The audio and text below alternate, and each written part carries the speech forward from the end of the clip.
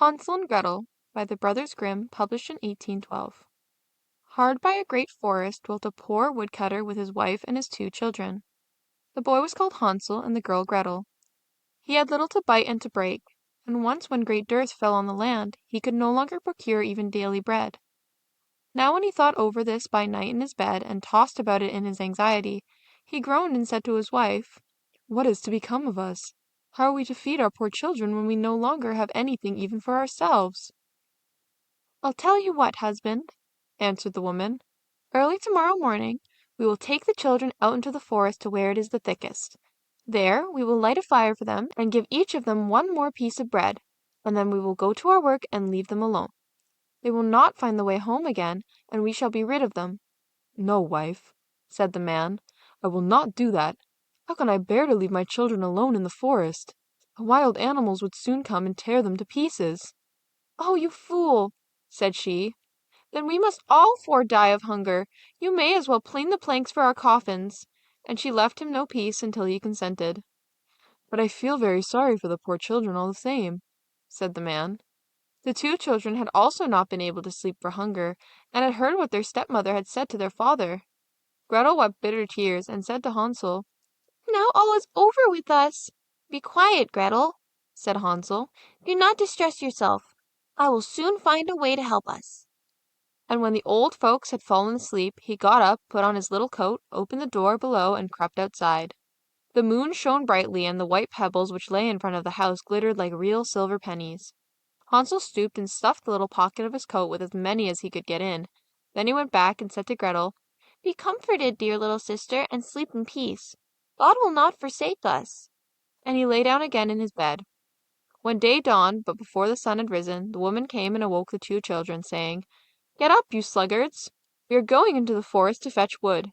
She gave each a little piece of bread, and said, "There is something for your dinner, but do not eat it up before then, for you will get nothing else." Gretel took the bread under her apron, as Hansel had the pebbles in his pocket. Then they all set out together on the way to the forest. When they had walked a short time, Hansel stood still and peeped back at the house, and did so again and again.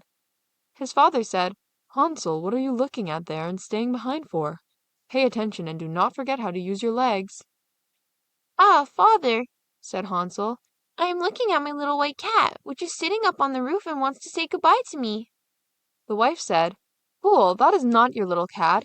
That is the morning sun which is shining on the chimneys." Hansel, however, had not been looking back at the cat, but had been constantly throwing one of the white pebble stones out of his pocket on the road.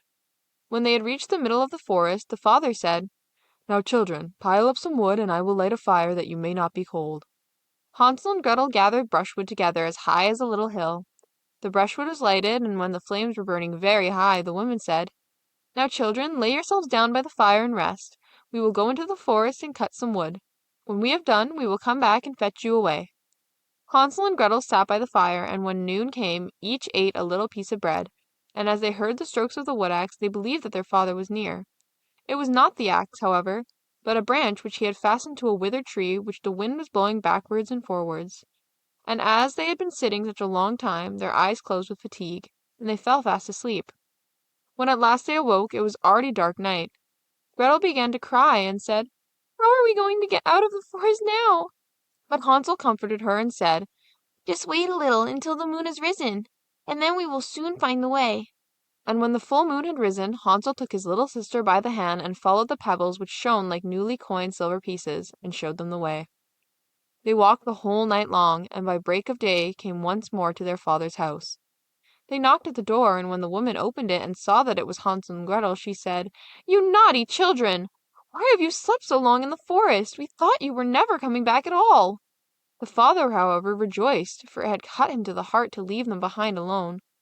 Not long afterwards there was once more great dearth throughout the land, and the children heard their mother saying at night to their father, "Everything is eaten again.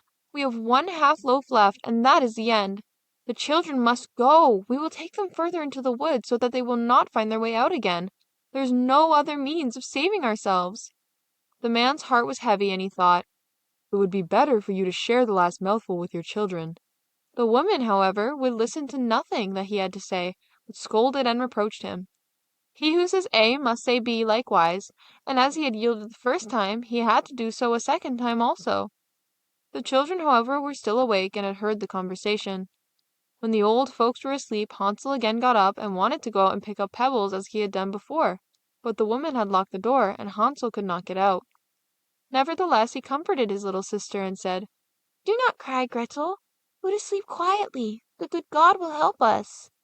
Early in the morning came the woman and took the children out of their beds. Their piece of bread was given to them, but it was still smaller than the time before.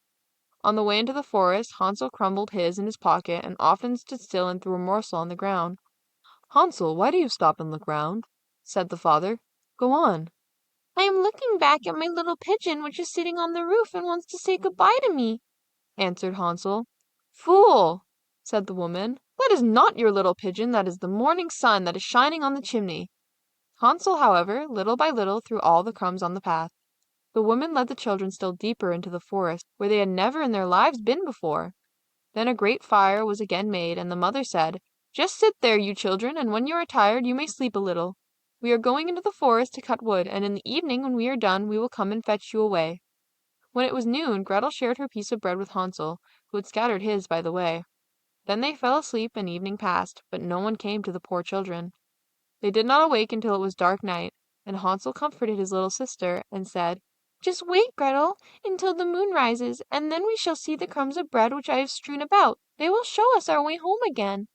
When the moon came they set out, but they found no crumbs, for the many thousands of birds which fly about in the woods and fields had picked them all up.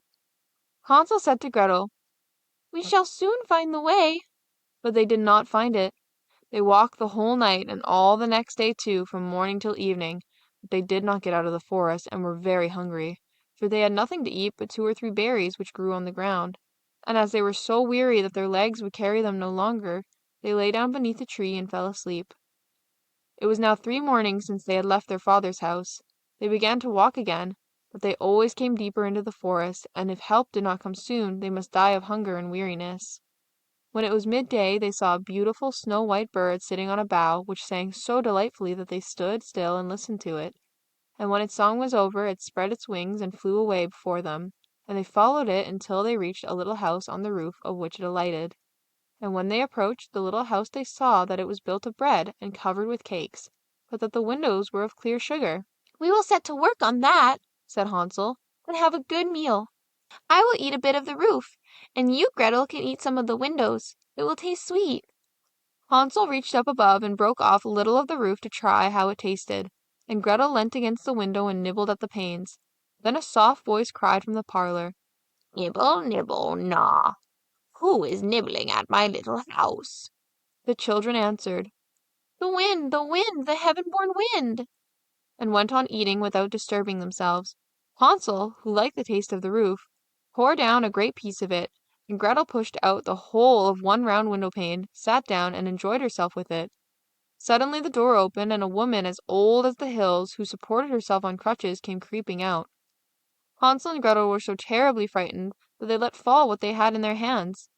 The old woman, however, nodded her head and said, "Oh, you dear children, who has brought you here? Do come in and stay with me. No harm shall happen to you." She took them both by the hand and led them into her little house. Then good food was set before them, milk and pancakes with sugar, apples, and nuts.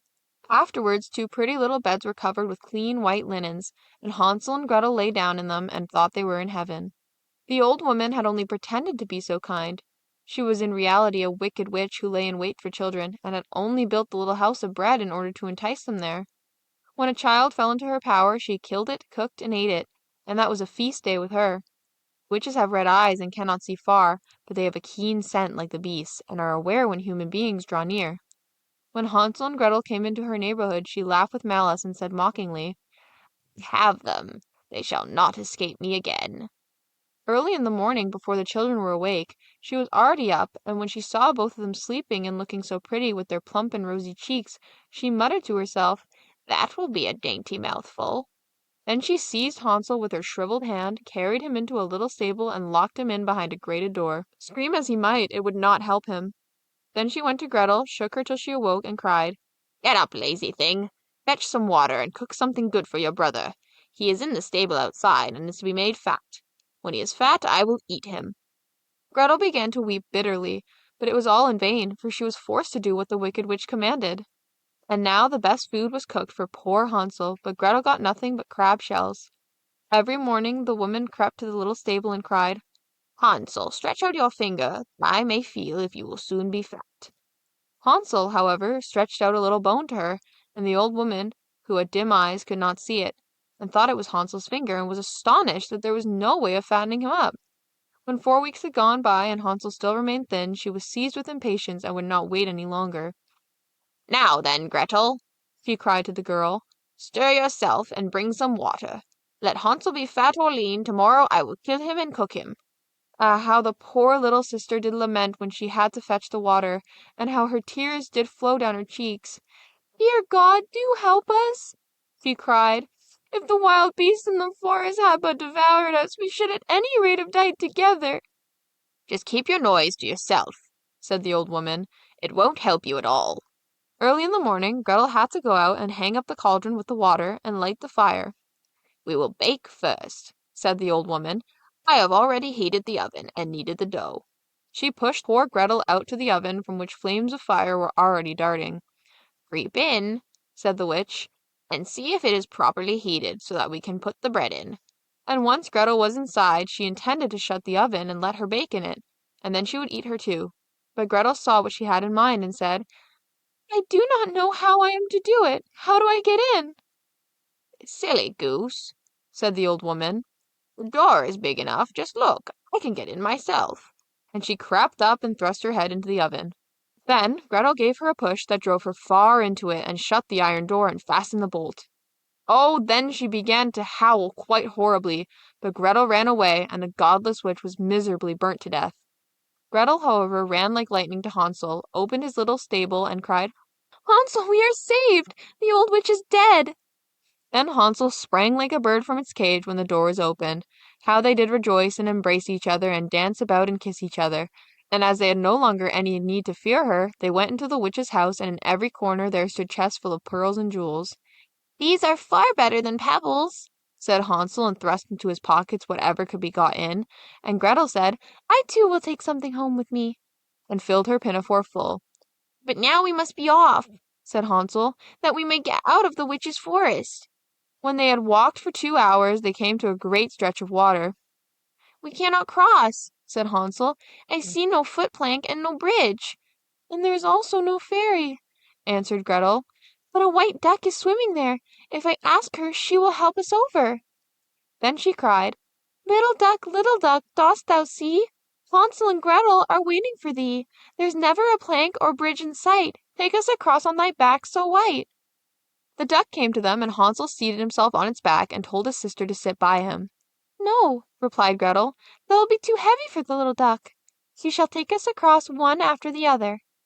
The good little duck did so, and when they were once safely across and had walked for a short time, the forest seemed to be more and more familiar to them, and at length they saw from afar their father's house. Then they began to run, rushed into the parlor, and threw themselves round their father's neck. The man had not known one happy hour since he had left the children in the forest. The woman, however, was dead.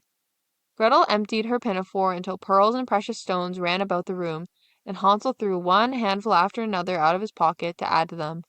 Then all anxiety was at an end, and they lived together in perfect happiness. My tale is done. There runs a mouse. Whosoever catches it may make himself a big fur cap out of it.